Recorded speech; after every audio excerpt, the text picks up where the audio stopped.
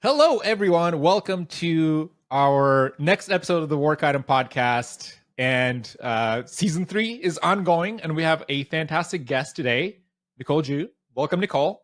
Hi, well, so glad to be here. So glad to be talking to you because I've been following you on Twitter, lots of adventures, and I know that you're working in a domain that is not your typical FANG company, and I'd love to learn more about your career. So with that, tell us more. What are you working on these days?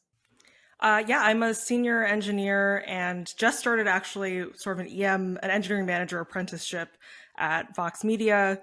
I've been here for a little over 5.5 years and have worked on various editorial tools, namely our story editor. And the last few years I've been on our audience platform. So really focused on the audience experience across our owned and operated sites, but also our partner platforms like AMP and Apple News, and sort of most currently working on sort of a new audience framework and platform that will hopefully serve the now many portfolio of Vox Media sites that we've acquired over the last couple of years. I just like the breadth of stuff that you're working on.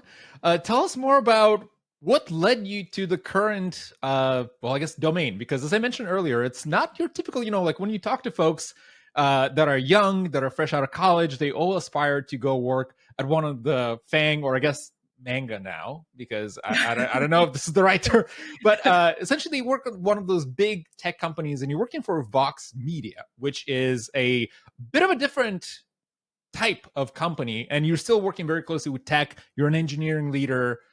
What led you here?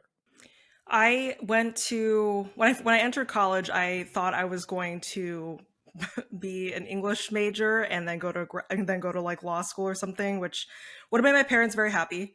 Sorry to disappoint, but I really discovered sort of technology and media, that intersection in undergrad. So I went to Northwestern University, which has an amazing journalism program there. And my older sister, she's 3 years older, and she also went to school there. And I think I really just benefited from, her influence, her experience. It's interesting because we're both kind of more humanities oriented. Our parents were both English majors. So we're really not a family of like STEM people at all. So it was definitely, she went in as a journalism major. And then in her sophomore year, she watched The Social Network and was very inspired and decided to, study computer science. And we were all very confused because it just wasn't something that, she'd really demonstrated an interest in sort of earlier than that, besides, like MySpace and Zanga theme coding or whatever. But she was a really probably the biggest influence on me to at least, try out a computer science class. And because she got a dual degree in journalism and computer science, she was a really big influence in, again, exploring that space more. I ended up minoring in English, majoring in computer science, and then working sort of on our student news site at the time.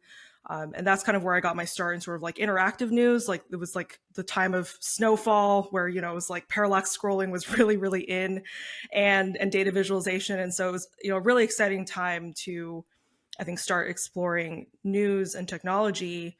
And so I really kind of, that was my focus almost from the beginning, because I think technology wasn't something that I ever saw as something that I, could be a part of really before that. And really with this kind of introduction of like, okay, like, there's every industry now, has an intersection with technology. So I think it was really finding that niche and those options available there that was really exciting. And it's continued to lead me here today, which has been really, really exciting. I really like that framing, that technology is kind of spanning a lot of the different areas, because that's a misconception a lot of folks have when they think about, again, that if I want to work in technology, I have to work at the Amazons and the Googles of the world. And in reality, technology is everywhere. You need technology in journalism, you need technology in healthcare, you need technology in like agriculture.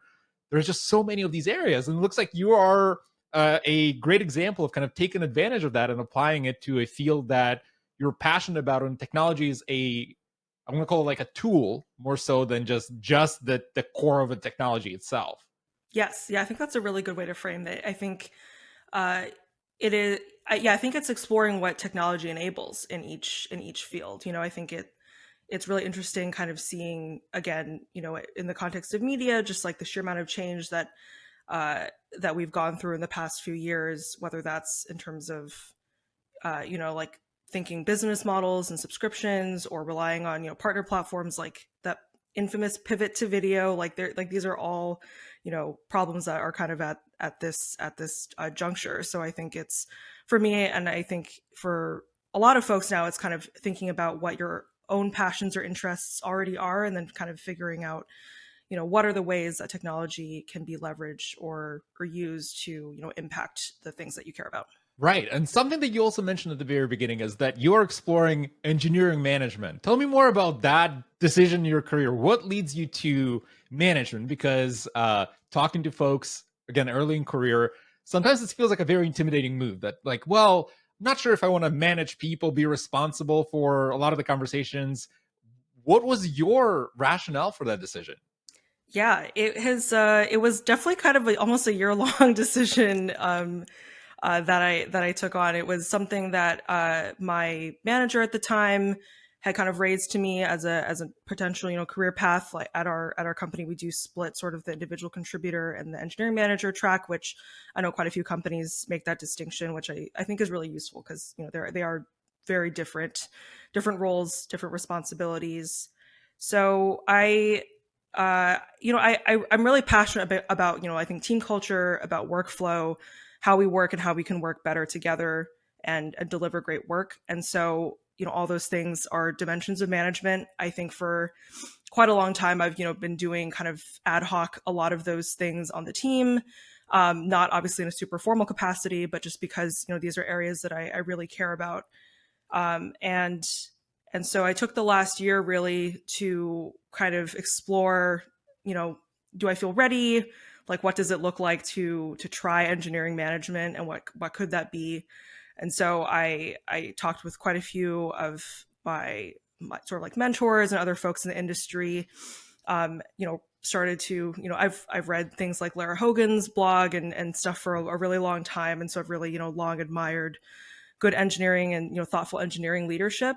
And eventually kind of arrived at yes, I would love to try it. Do not know how it will go, but I'm really excited to kind of dip my toes into that arena.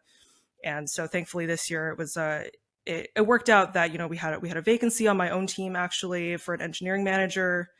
And so I've stepped into this role in sort of an interim period and sort of a trial period, which I really appreciate. And my team's been super supportive about that because I was a little nervous about joining the team that I'm already an IC on. But it's definitely helped a lot with sort of understanding the tracks of work we're already doing.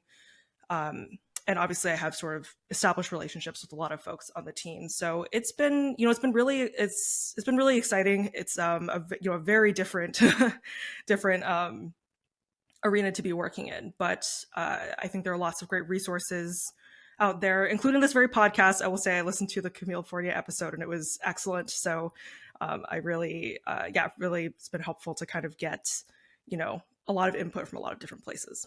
I also like the approach of getting the perspectives where you're not necessarily figuring this out by yourself, because I feel like that's an intimidating part of doing any new switch when you're going into a different career direction, right? Folks switching from PM to engineering, even, or the other way around. There's always this little bit of a fear of, I'm doing this by myself. I don't have anyone to guide me. I'll have to make my own mistakes. And instead, there's plenty of resources that you can rely on. Something that you also mentioned is thoughtful engineering management. Tell me more about what do you mean by that? What is thoughtful engineering management? I I think my first my first manager comes to mind really when you bring up sort of like thoughtful engineering management and leadership. Really, I think my first manager was someone who really put people first, who really took the time to build trust and relationships, and I do think that that's really the basis of good management and leadership. and everything kind of stems from that in terms of how we communicate, how we work together, how we iterate our processes, and everything that kind of follows after that.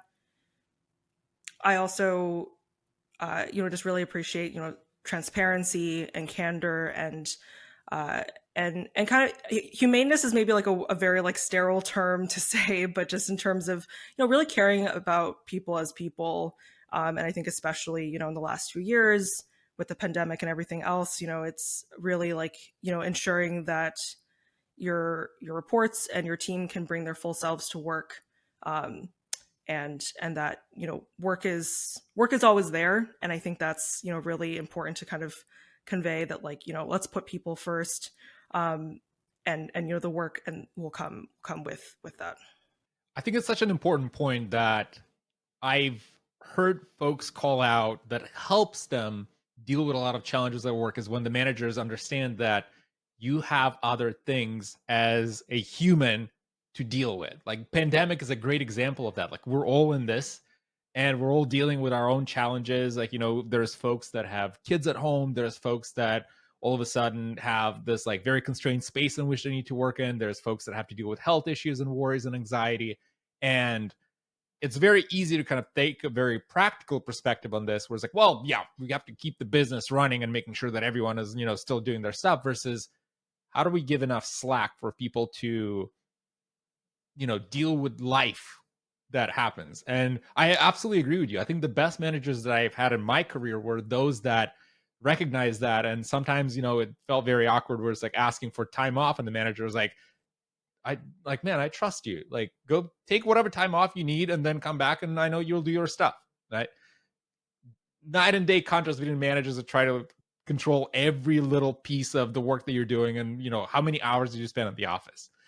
But now that you're getting down this path and you're jumping into management, before you went here into this kind of new role, what were some things that you did not expect going in the field that you're in? So you're working at the intersection of technology and writing and journalism. What was something that completely surprised you?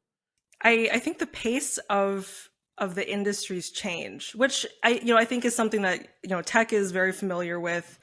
I was not necessarily prepared for, I think, the changes that happen in sort of like digital media as much as they have. And obviously the last few years, it's everything from unions to which companies are being acquired or folding, or what partner platforms are introducing other standards that we have to meet. It's a lot of change, and the industry is constantly evolving. And I really just admire like the work of journalists, and that they continue to have continue to work in a field that is largely underfunded, and again, but it's such a critical service and just bastion of our society. And so I think understanding, I guess, how to work within the context of all of these changes within a media company, while again so many changes are impacting the whole business, not just the technology side, is something that definitely came as a bit of a surprise to me. Given this pace and given the fact that with new technology that pops up, it seems like daily there's something new happening. How do you keep on top of everything that's going on and keep your skills kind of leveled with the industry? What's your approach to that? We have a lot of really great internal resources at our company that are super helpful. We have, sort of like guilds. And so there's a JavaScript guild and things like that, which meets on a monthly cadence, which is a really, cool way to just hear, other people's experimentation or learnings of, developments. I'm a big newsletter subscriber, so that definitely helps. And I read. Actually, I guess reading is probably the number one way I just stay on top of things. And we have Slack channels at work where you can drop links and discuss new things, and that's always fun too. So it's both kind of a solitary catch up, but also being able to chat with other folks about latest developments and things like that. I like that mix of perspective. So there's a little bit of self study and a little bit of let me work with other people that build stuff and ask them. Yes, exactly. Yeah, I think it's I haven't necessarily, I think, like worked on independent projects as much as I would have liked in these last few years. But I do think, that's definitely a really excellent way too of, obviously keeping your skills fresh, or just like trying out new things and, building something with your own hands and just trying out a new technology. Um, and, and occasionally still, I also take, some front-end master's type classes. Like it can really vary in terms of what that looks like depending on the timing. Yes, I think this is the key that is so important to internalize for folks, is also that sometimes your approach will evolve with time and it's different for everyone, right? Like somebody likes to look at Khan Academy and that's fine. And somebody is learning by doing and that's fine. There's no one size fits all. So when you're thinking about these different skills and kind of the evolution of your role, do you map out your career in any capacity? You think like, okay, in 5 years, I want to know this and be here, or is it just more of a honestly like a serendipitous endeavor where you're kind of as you see opportunities, you take advantage of them? Yeah, that's a great question. I don't really map out in that, I think, much detail. But I definitely am really curious about sort of like what are the problems that the company is working on. What role can I play in tackling those problems?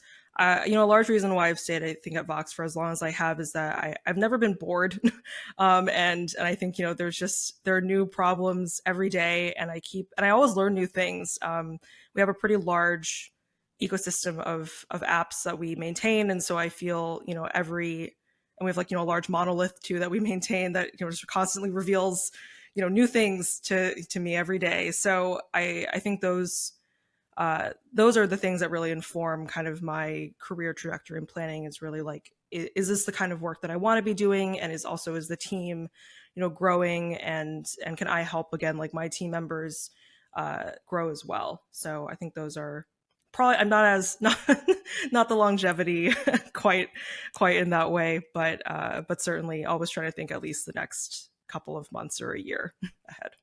And the other component to this is something that you wrote in your newsletter, which was accountability buddies. Tell me more about that side of things. How do you find accountability buddies, and what is that concept about? Yeah, so I write outside of my day job, and so that has been the English major in me, that or English major slash minor in me, that hasn't abandoned that passion yet. So I write a biweekly newsletter focused mainly on sort of writing and creativity. And yeah, my latest issue is about accountability buddies, which is sort of a concept I started reading about mainly in interviews with other authors, or seeing that mentioned and acknowledgments in the back of books and things like that. And really, it's another person, usually just one person, that you can message with and talk to on a pretty regular basis to hold you accountable to goals or intentions that you're setting. So in the context of writing, it's something that I've started to do in the last month or so with a college friend of mine, where we set sort of like our writing intentions for the week. Like, we want to submit to X, how many journals we want to, flesh out this story, we want to edit, get something to the other person so they can edit it. And then we just try to, throughout the week, just message each other like, hey, I wrote 300 words, submitted to this place, and really just kind of, keep each other going in that way and keeping up the momentum of what we're doing. So it's a little bit of like, helping you actually get the work done, because now someone knows about it. And I personally, and I'm sure a lot of people, respond well to peer pressure, or at least just knowing that there's, a kind of an additional dimension. You're not just kind of working in a cave, that no one's checking in on you.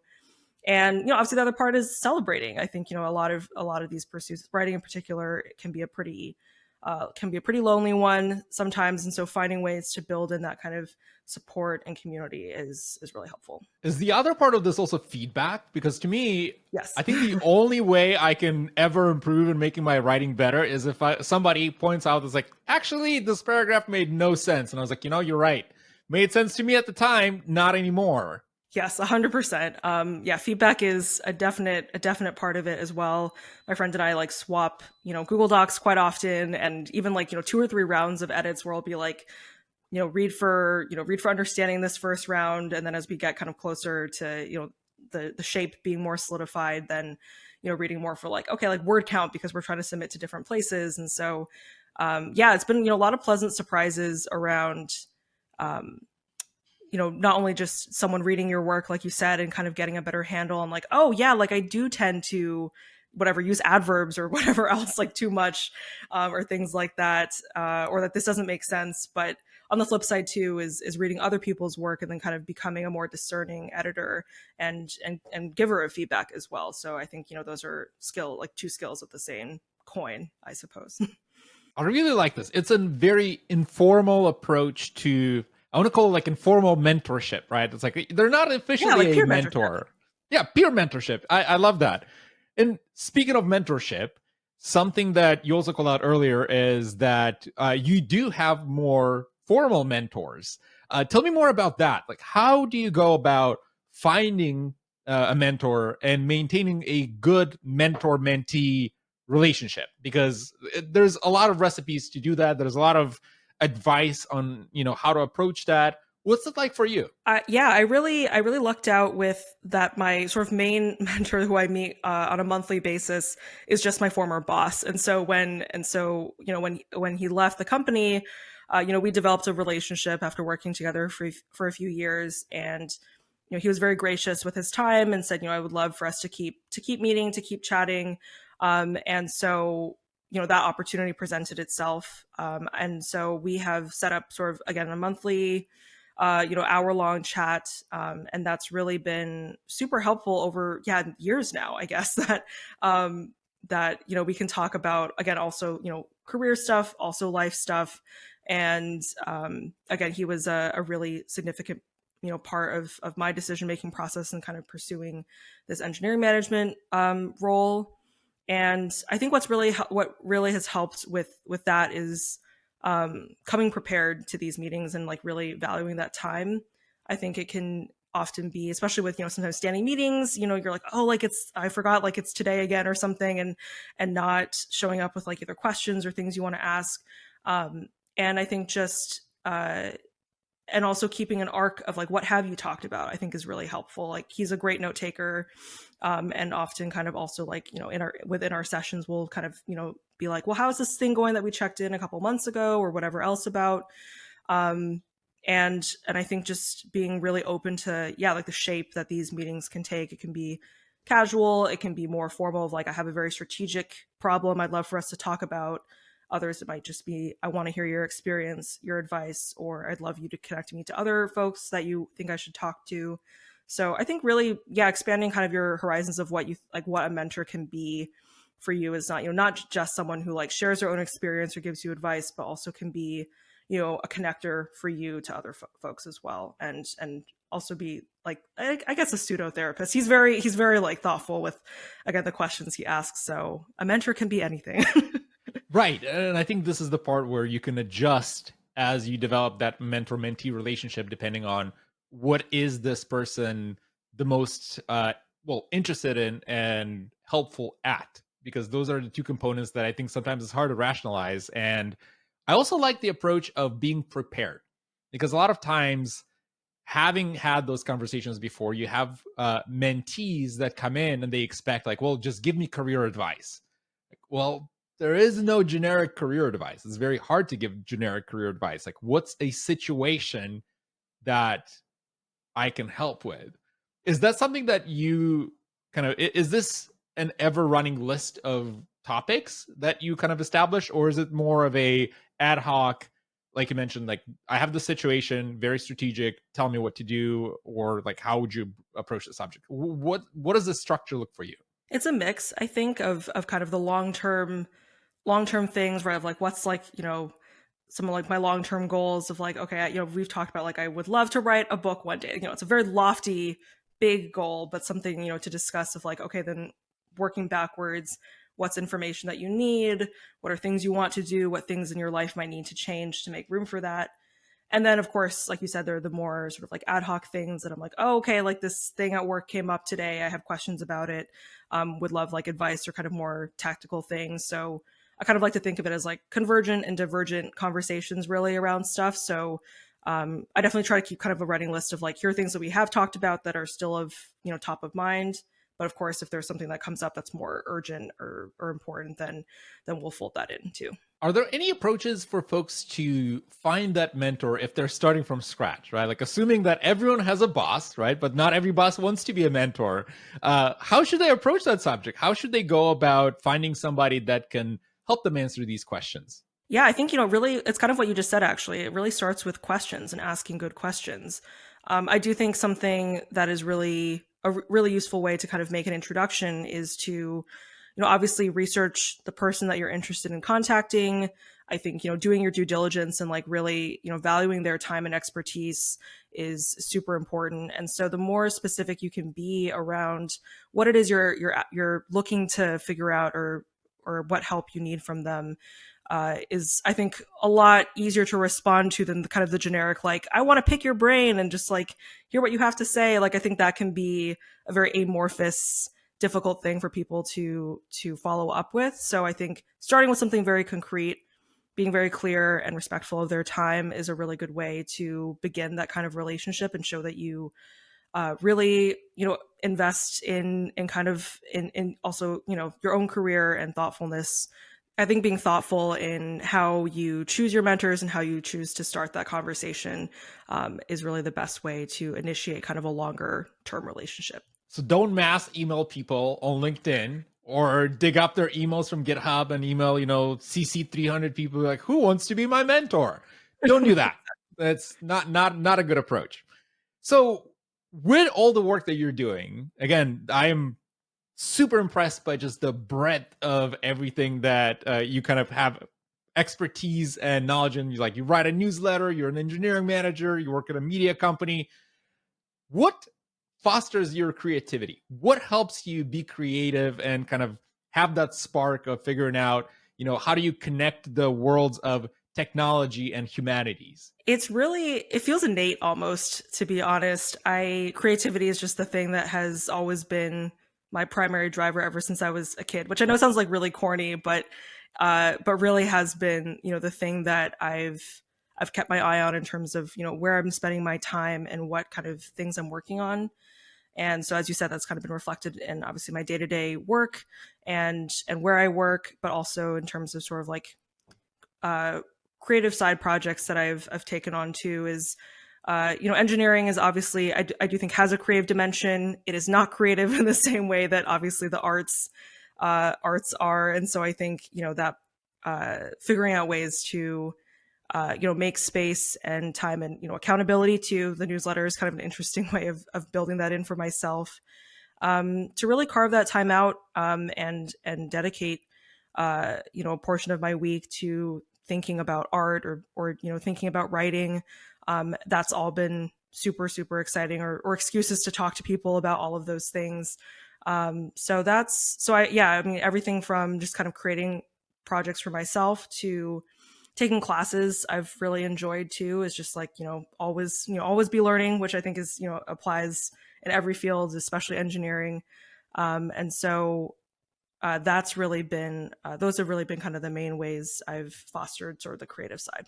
There is that interesting part about bridging the two, because in a lot of the conversations that I have with folks that work in technology, that work at existing, again, big tech companies, they're usually very narrowly focused on kind of the technology side. Like, I'm going to be the expert in frameworks, I'm going to be the expert in this language. And inherently, that seems like a very limiting view. Like, if you're just focused on your just technology day in, day out, that's all you know, and you're never focused on more of like the humanities side of things, art, writing, singing, music, whatever. It seems very limiting. It seems like it's a missed opportunity to bridge those two. Yeah, and I definitely think, I work at a media company. We are primarily, primarily text based, although obviously we have podcasts, video, I mean, pretty, and newsletters too. Everything under the sun. But it definitely, helps me gain an appreciation and understanding for the work I do. Being on the other side, I've actually even like had the opportunity to write for one of our own sites, which was super exciting to actually like use the product that I've worked on, but from an actual user's perspective as a writer, was probably one of the most fulfilling things I've ever been able to do. Like you said, kind of at that intersection, and again, really thinking of our own writers and editors, like they are our users. And so almost like user research, I guess, by doing it myself and trying to get a better handle on how folks collaborate, how stories come together, how they want them presented and shared in the world. All of that I think is useful, really useful information, and definitely informs my work. I've heard the term used before. It's called eating your own dog food, where Yes. whatever you're building, right? Like you're consuming that, and then you're like, I might have improved this experience a little bit here because now you're actually using it. It's something that's put to active engagement, if you will. I like that. It's a good frame, and I think the also if you are writing, if you're expressing your creativity in ways that is not just technology, that helps. I think one, gain perspective. I think that's the topic of our podcast today, is like hearing you speak about this topic seems like get perspective, be open to perspectives, and having this angle of kind of humanities and creativity helps be better at even technology side, right? Like if you're a good writer, that means you are more likely to express your thoughts clearly when you talk to product managers and engineers, and that has a like kind of cascading effect of benefits. Yes. Yeah, I think writing is a super transferable skill, regardless of industry or trade. And for me, I think I've definitely seen it be really beneficial, whether it's like writing documentation. I think now being a very like Slack based world, I think there's no shortage of written communication. That's super critical. And then also I think communication is foundational to empathy, which I think is such a important part of sort of the humanities aspect as it relates to technology. And within our own sort of like organization, it's been really amazing. I've been on some teams where we're able to talk with our own editorial users, do user research with those folks, and I think just really being able to talk through like what are their needs, what are we capable of. And I think like I really credit so many of our writers and editors that we work with have also a great understanding of technology, of like really trying to push the bounds of what they can do with our tools and our platform.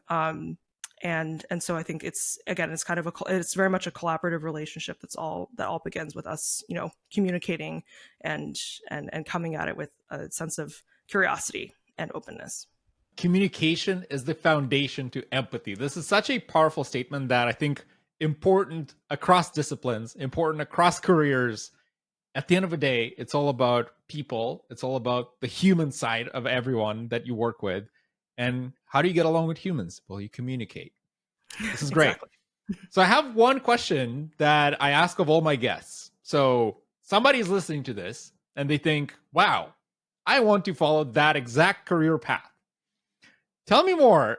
What is a piece of, let's call it unconventional advice that you've learned through your career that maybe wasn't as obvious when you were first kind of embarking on this journey? What would this advice be for somebody that wants to follow in your footsteps?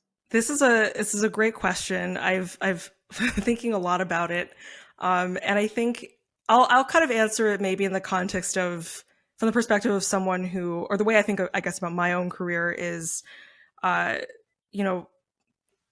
day job, night job, a little bit, and sort of, and obviously one informing the other, or I guess both of them informing each other, but still relatively distinct. And I think my advice would really be to just not be afraid of, I guess, like divergent projects and focuses. I think a lot of folks are constantly kind of asking about like, oh, but like, what about my brand? What about a coherent journey I can talk about my career, with which I can talk about my career? And in a lot of ways, I think, for me, I don't, again, I'm very fortunate. I think that I work sort of at, I can mix storytelling, I can mix technology. But at the end of the day, they sometimes do feel a little opposed, very different in terms of kind of like, what my headspace needs to be, what the outcome is. The sense of kind of like fulfillment that I feel is very different. And I think it's perfectly okay to acknowledge that, to explore that, and to make space for it in whatever way you can. So, and kind of similar to what we've already talked about too, is, get perspective from folks, there are a lot of people out there with a lot of, other passions, and that, might not, that may overlap, that might not, but I think it's really important to, just be true to yourself in that sense, and just really explore what it is that that makes you tick, that makes you happy, that you're curious about, and just try to build your life around that, as opposed to, I think, trying to feel like everything needs to be a neat story to tell. It reminds me of somebody mentioning the fact that we are humans and we have multiple interests. When folks comment, it's like, "Oh, I'm following your Twitter just for tech, stick to tech." And like, no, I have more interest than just tech. Surprise, surprise, right? Yeah. Like, there's like, I like maybe cooking or video games or Legos or whatever. And humans express themselves through those means, whether there's newsletters, blogs, videos. I always found it fascinating how sometimes these are like self-imposed limits. Like, I only have to stick to this one topic. But it's okay. It's okay to explore more than one topic. Yes, exactly. And I think just embrace change. I think that's, something both, in my work and the world has thrust upon us all, right? Is just like that, change is an inevitable part of life. And I think, not being afraid to change your mind in that sense as well, I think is really freeing. And making sure that you are prioritizing yourself and what you're interested in first, and not having to, like you said, conform to kind of these, I don't know, limitations or guidelines that maybe, the industry or other folks might be signaling. Well, we had a wisdom packed episode today. Nicole, thank you so much for being here and sharing your insights. It's been fantastic talking to you. This was wonderful. Thank you so much for having me.